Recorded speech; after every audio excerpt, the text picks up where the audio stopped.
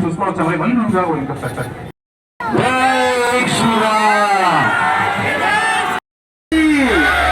శ్రీరామ జన్మభూమికి జై హనుమాన్, జై భారత్. ప్రియ దివ్యాత్మ స్వరూపులారా, ఆంజనేయ స్వామి జన్మదినోత్సవ శుభాశీస్సులు ఆ హనుమ మనందరి హృదయాలలో ఆవిర్భవించాలి. ఎప్పుడైతే నమ్మి విశ్వసించామో ఆ దైవం మనల్ని సంరక్షిస్తూ ఉంటుంది. భారత మాత యొక్క అనుగ్రహాన్ని, ఆశీర్వాదాన్ని పొందడం కోసమని ఇవాళ మీదంతా రెండు చేతుల పైకెత్తి జై శ్రీరామ్, జై శ్రీరామ్, భారత్ మాతా కీ, భారత్ మాతా కీ. శోభాయాత్రని ఉద్దేశించి హనుమత్ జయంతి ఈరోజు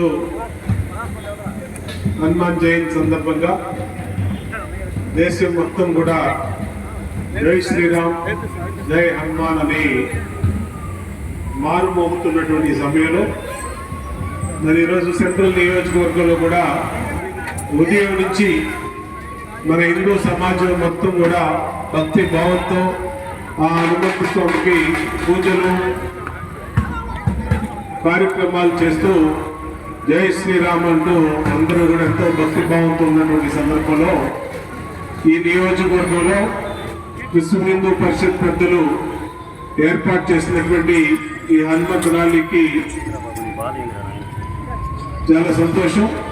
అందరం కూడా దీంట్లో పాల్గొనాల్సిన బాధ్యత, ఆ దేవుని యొక్క ప్రవచనాలు మనం అన్ని ప్రజలకి తెలియచేయాల్సిన బాధ్యత. అందులో హనుమంతుల వారంటే ఎంతో నియమాలతో నిష్ఠతో ఉన్నటువంటి స్వామి ఆయన. అలాగే శ్రీరాముని పట్ల ఆయన ఏ విధంగా భక్తి భావంతో ఉన్నారో మనం అన్నీ కూడా మనం ప్రజలందరికీ భావితరాలకి తెలియచేయాల్సిన బాధ్యత మన మీద ఉందని తెలియజేసుకుంటూ మంచి కార్యక్రమం ఈరోజు హనుమంత్ జయంతి సందర్భంగా గతంలో కూడా విశ్వ హిందూ పరిషత్ తరఫున ప్రతి హనుమంత్ జయంతికి కార్యక్రమాలు పెడుతామనేది ఆనవాయితీ. సెంట్రల్ నియోజకవర్గంలోనే మరి ఇక్కడ శ్రీనివాస్ గారు కానీ, దుర్గాప్రసాద్ గారు కానీ, సత్యనారాయణ గారు కానీ, ఇక్కడ ఉన్నటువంటి విశ్వ హిందూ పరిషత్ పెద్దలందరూ కూడా మంచి కార్యక్రమాలు సమాజం ఇస్తున్న కోసం, హిందూ సమాజం కోసం అటు భక్తి భావంతో, ఇటు దేశభక్తితో అన్ని కార్యక్రమాలను ఏర్పాటు చేస్తున్నటువంటి సందర్భంలో వారిని అభినందిస్తూ వారు చేసే ఏ కార్యక్రమానికైనా మా సంపూర్ణ మద్దతు, మా బాధ్యత ఉంటుందని తెలియజేసుకుంటూ మరొకసారి అందరికీ అభినందనలు తెలియజేసుకుంటూ జై శ్రీరామ్, జై శ్రీరామ్, జై శ్రీరామ్.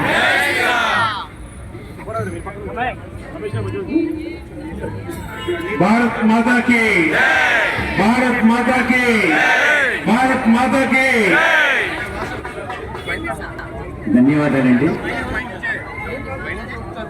అలాగే ఈ శోభాయాత్రకి వచ్చేసిన శ్రీ శైవ క్షేత్రం పీఠాధిపతులు శ్రీ శ్రీ శ్రీ జై శ్రీరామ్, పవన సుత హనుమానికి, మా కనక దుర్గా తల్లికి, మా కృష్ణవేణి మాతాకి, భారత్ మాతాకి.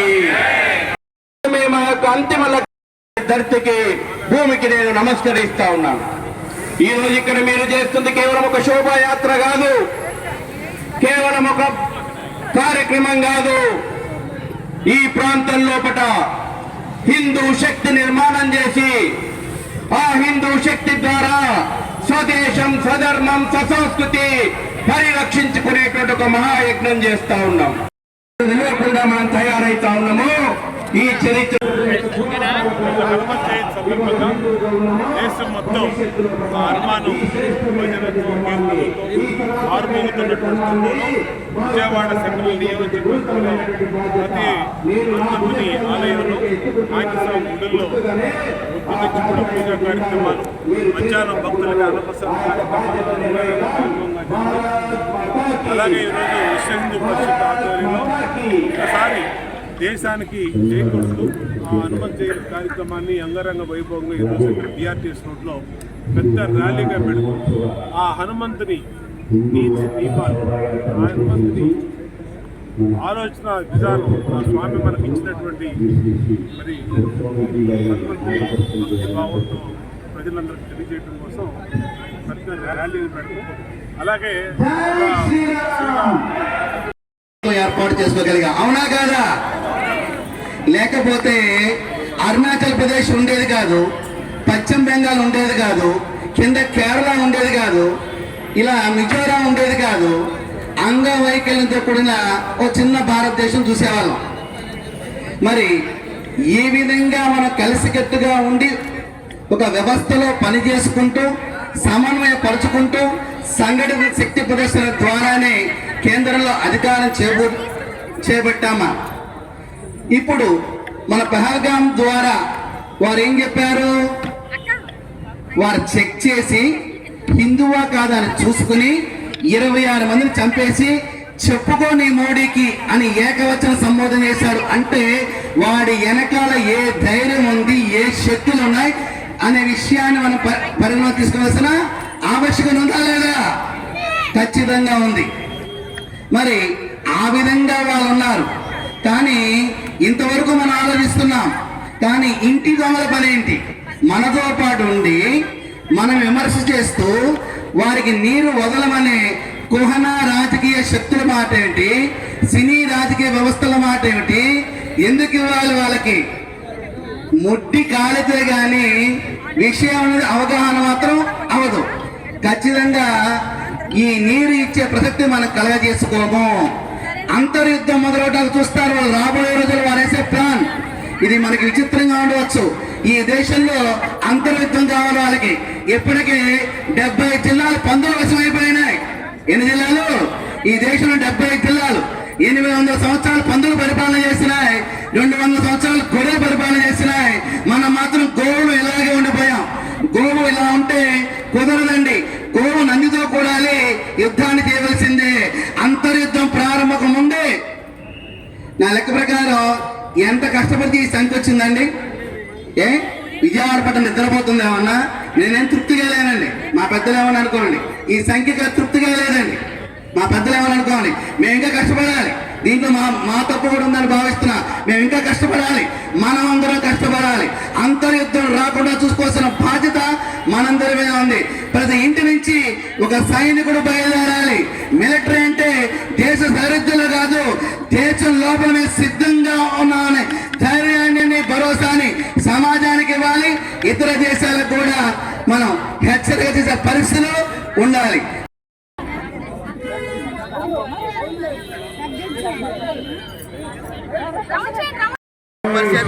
విజయవాడ మహానగర్ ఆధ్వర్యంలో భజరంగిల యొక్క సంయుక్త ఆధ్వర్యంలో ఈ రోజున హనుమాన్ శోభాయాత్ర బైక్ ర్యాలీని BRTS రోడ్ నుంచి మనం ప్రారంభించుకోవడం జరిగింది. ఈ హనుమాన్ శోభా యాత్ర ద్వారా హిందూ సమాజానికి చెప్పే విషయం ఒకటే, ఏ విధంగా అయితే ఈ రోజున ఆపరేషన్ సింధూర్ ద్వారా యుద్ధాన్ని మనం ప్రారంభించుకున్నామో అలాగే అంతర్యుద్ధం కూడా ప్రారంభమయ్యే రోజుల దగ్గరలో కనబడుతున్నాయి. అంటే ఇంటి దొంగలందరూ కూడా మతాల పేరిట ఖచ్చితంగా ఈ దేశంలో చుచ్చుపెట్టే అవకాశం కనబడుతుంది. కావున ప్రతి హిందువు కూడా ప్రతి ఇంటి నుంచి ఒక సైనికుల్లాగా పనిచేయవలసిన ఆవశ్యకత, అవసరం ఎంతైనా ఉందనే విషయాన్ని ఈ శోభయాత్ర ద్వారా తెలియపరుస్తూ, ఏ విధమైతే ఈ యాత్ర ద్వారా హనుమంతుడు విజయాన్ని సాధించుకున్నారో మన యొక్క దేశంలో అంతర్గతంగా ఉన్న హిందువులందరూ కూడా సంఘటితంగా సమైక్యంగా ఒకే దేశం, ఒకే జెండా, ఒకే గీతం అనే పిలుపు ద్వారా ముందుకు సాగాలని చెప్పేసి నిర్ణయం తీసుకోవడం జరిగింది. జై శ్రీరామ్.